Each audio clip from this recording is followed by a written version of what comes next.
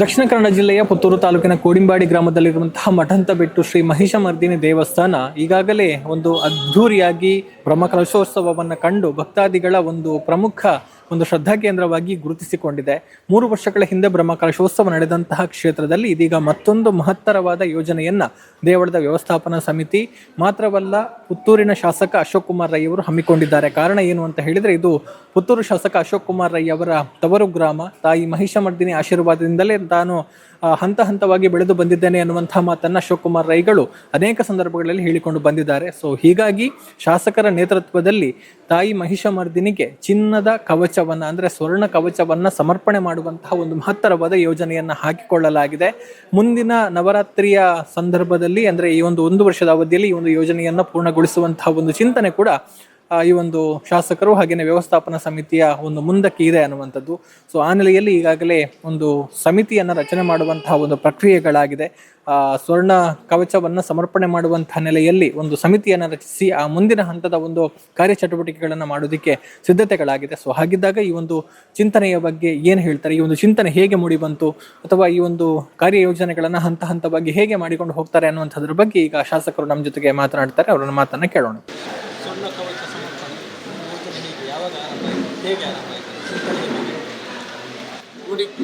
ತಾಲೂಕಿನ ಕೋಡಿಂಬಾಡಿ ಗ್ರಾಮದ ಮಹಿಷಮರ್ದಿನಿ ದೇವಿ ಅಂತ ಹೇಳಿದರೆ ಇಡೀ ಕರ್ನಾಟಕ ರಾಜ್ಯದಿಂದ ಇಲ್ಲಿ ಭಕ್ತಾದಿಗಳು ಬರ್ತಾ ಇದೆ.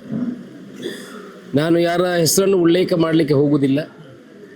ಇಲ್ಲಿಗೆ ಈ ರಾಜ್ಯ ಬಿಟ್ಟು ಹೊರ ರಾಜ್ಯಗದಿಲ್ಲ ಈವರೆಗೆ ಭಕ್ತಾದಿಗಳು ಬಂದು ಆಂಧ್ರ ಪ್ರದೇಶದಿಂದ ಬಂದಿದ್ದಾರೆ. ಆಂಧ್ರ ಪ್ರದೇಶದ ಒಂದು ಫಾರ್ಮಾಸ್ಯೂಟಿಕಲ್ ಕಂಪನಿಯವರು ಸುಮಾರು 3,500 ಕೋಟಿ ರೂಪಾಯಿ ವ್ಯವಹಾರ ಮಾಡ್ತಾರೆ.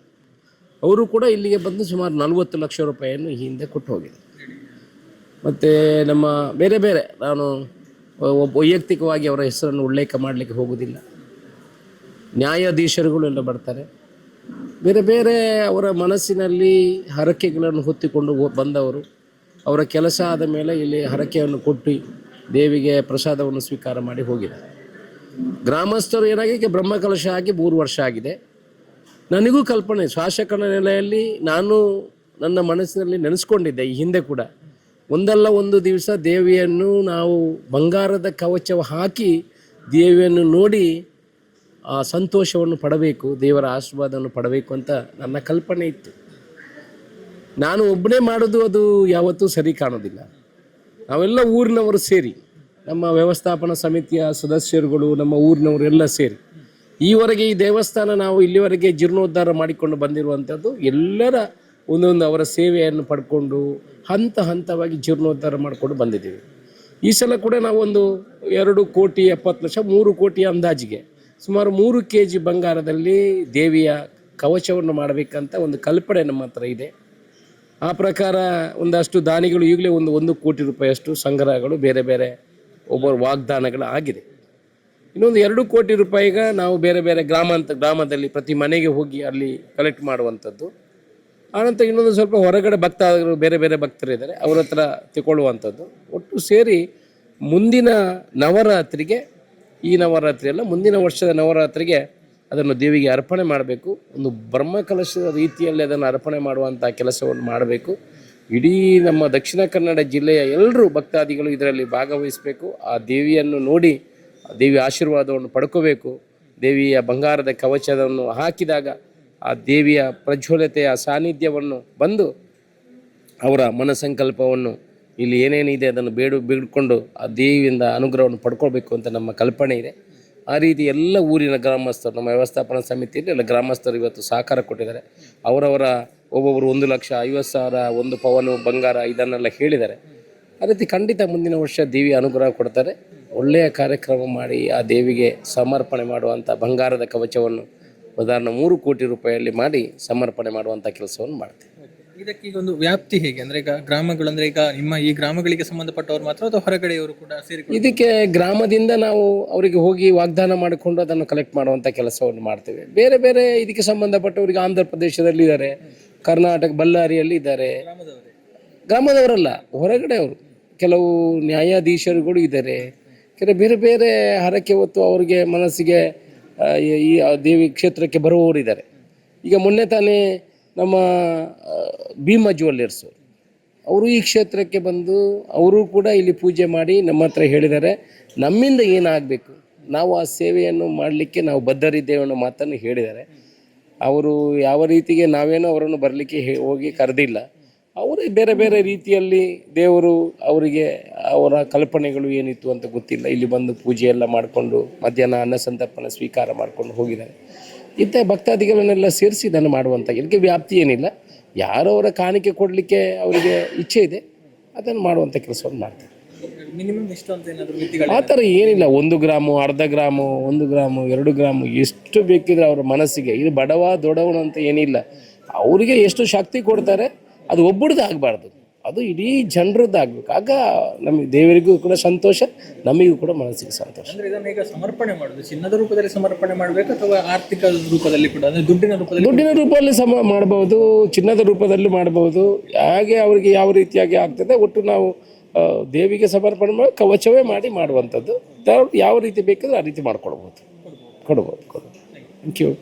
ಈ ಒಂದು ಯೋಜನೆ ಬಹಳಷ್ಟು ದೊಡ್ಡ ಯೋಜನೆ, ಸರಿಸುಮಾರು 3 ಕೋಟಿ ರೂಪಾಯಿ ವೆಚ್ಚದ ಅಂದಾಜಿನ ಒಂದು ಯೋಜನೆ. ಹೀಗಾಗಿ ಆರ್ಥಿಕ ಸಂಪನ್ಮೂಲ ಕ್ರೋಢೀಕರಣ ಕೂಡ ಬಹಳಷ್ಟು ದೊಡ್ಡ ಸವಾಲು. ಸೊ ಹೀಗಾಗಿ ಈಗ ವ್ಯವಸ್ಥಾಪನಾ ಸಮಿತಿ ಇರ್ಬೋದು, ಜೀರ್ಣೋದ್ಧಾರ ಸಮಿತಿ ಇರ್ಬೋದು, ಬ್ರಹ್ಮಕಲಶೋತ್ಸವ ಸಮಿತಿ ಇರ್ಬೋದು, ಎಲ್ಲರೂ ಸೇರಿಕೊಂಡು ಒಂದು ಆರ್ಥಿಕ ಸಂಪನ್ಮೂಲ ಕ್ರೋಢೀಕರಣಕ್ಕಾಗಿ ವಿಶೇಷವಾದ ಪ್ರಯತ್ನವನ್ನು ಆರಂಭ ಮಾಡಿದ್ದಾರೆ. ಈಗಾಗಲೇ ಸಮಿತಿಗಳ ರಚನೆ ಕೂಡ ಆಗಿದೆ. ಸೊ ಹಾಗಿದ್ದಾಗ ಈ ಒಂದು ಸಮಿತಿ ರಚನೆಯ ಪ್ರಕ್ರಿಯೆ ಹೇಗಾಯಿತು ಮತ್ತು ಈಗ ಮುಂದಿನ ರೂಪುರೇಷೆಗಳು ಆರ್ಥಿಕ ಸಂಗ್ರಹಕ್ಕೆ ಹೇಗೆ ಅನ್ನುವಂಥದ್ದನ್ನು ಕೇಳೋಣ. ವ್ಯವಸ್ಥಾಪನಾ ಸಮಿತಿ ಅಧ್ಯಕ್ಷರಾಗಿರುವಂತಹ ನಿರಂಜನ್ ರೈ ಮಠಂತಬೆಟ್ಟು ಅವರಿದ್ದಾರೆ, ಹಾಗೆಯೇ ಸದಸ್ಯರು ಕೂಡ ಇದ್ದಾರೆ. ಅವರಿಂದ ಮಾಹಿತಿ ಪಡೆಯೋಣ. ನಮಸ್ತೆ ಸರ್. ನಮಸ್ತೆ. ಹೇಗಾಯ್ತು ಸರ್, ಸಮಿತಿಗಳನ್ನು ಹೇಗೆ ರಚನೆ ಮಾಡಿಕೊಂಡಿದ್ದೀರಿ? ನಮ್ಮ ಶಾಸಕರಾದ ಅಶೋಕ್ ಕುಮಾರ್ ರೈ ಅವರು ನಮಗೊಂದು ಸ್ಫೂರ್ತಿ. ಹಾಗೆಯೇ ಶ್ರೀ ಮಹಿಷಮರ್ದಿನಿ ದೇವಿಯ ಭಕ್ತಿಯ ಕಾಣಿಕೆಯಾಗಿ ನಮ್ಮ ಊರಿನ ಮಾತ್ರವಲ್ಲ, ಪರ ಊರ ಧರ್ಮಬಂಧುಗಳ ದಾನಿಗಳ ಒಂದು ರೂಪವಾಗಿ ಶ್ರೀದೇವಿಯನ್ನು ಸ್ವರ್ಣ ಕವಚದಲ್ಲಿ ನೋಡಬೇಕು, ಆನಂದವನ್ನು ನಾವು ಪಡಿಬೇಕು ಎನ್ನುವ ಇರಾದೆ ನಮ್ಮದು, ಭಕ್ತಾದಿಗಳದ್ದು ಮತ್ತು ಶಾಸಕರದ್ದು. ವ್ಯವಸ್ಥಾಪನಾ ಸಮಿತಿಯವರು, ಜೀರ್ಣೋದ್ಧಾರ ಸಮಿತಿಯವರು, ಎಲ್ಲ ಸಮಿತಿಯವರು ಒಟ್ಟಾರೆಯಾಗಿ ದೇವಿಯ ಸರ್ವ ಭಕ್ತಾದಿಗಳ ಒಂದು ಕಾಣಿಕೆಯಾಗಿ ದೇವಿಗೆ ಸ್ವರ್ಣ ಕವಚ ಸಮರ್ಪಣೆ ಆಗಬೇಕು. ಆ ಮುಖೇನ ದೇವಿಯನ್ನು ಬಂಗಾರದ ಕವಚದಲ್ಲಿ ನಾವು ನೋಡಬೇಕೆಂಬ ಇರಾದೆ ನಮ್ಮೆಲ್ಲರದ್ದು. ಈ ಮೂಲಕವಾಗಿ ದೇವಿಗೆ ಒಂದು ಕವಚವನ್ನು ಅರ್ಪಣೆ ಮಾಡಬೇಕೆಂಬ ಇರಾದೆ ಇವತ್ತಿನ ಸಭೆಯಲ್ಲಿ ಮತ್ತು ಶಾಸಕರ ಮುಖೇನವಾಗಿ ನಮಗೆ ಮೂಡಿ ಬಂದಿದೆ.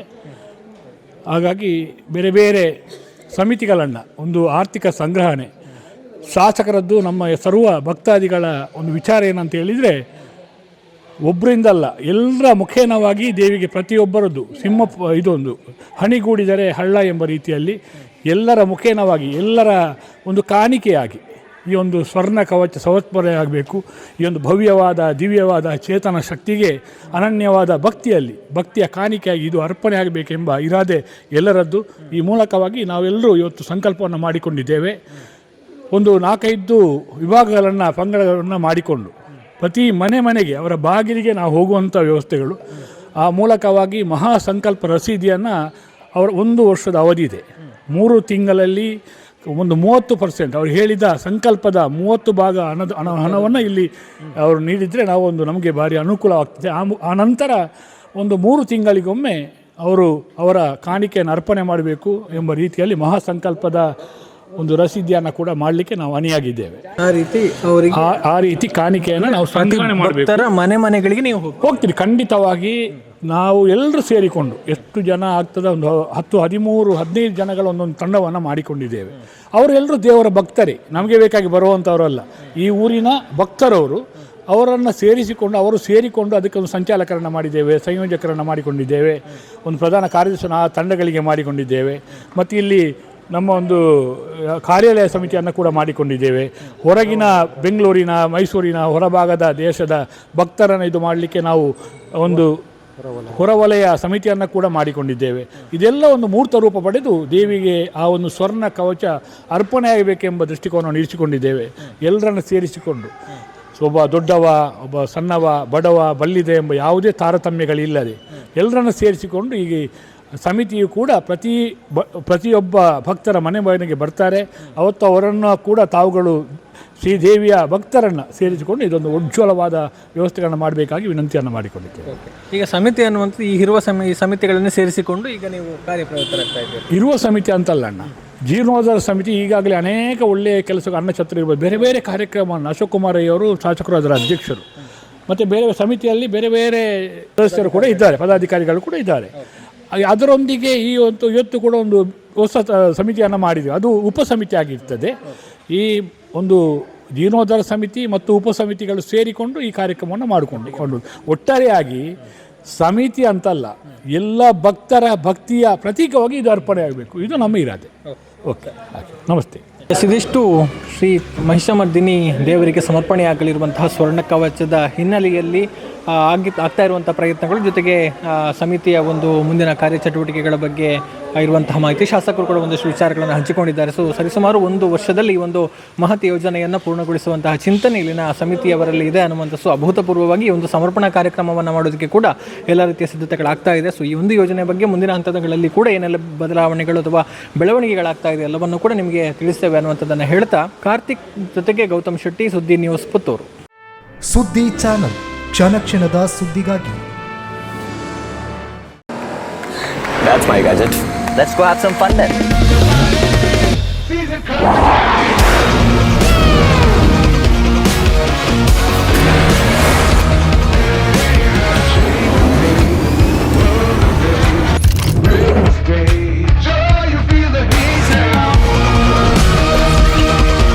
Introducing the hot and techy Brezza SCNG. Cool new SCNG tech for a cool new generation.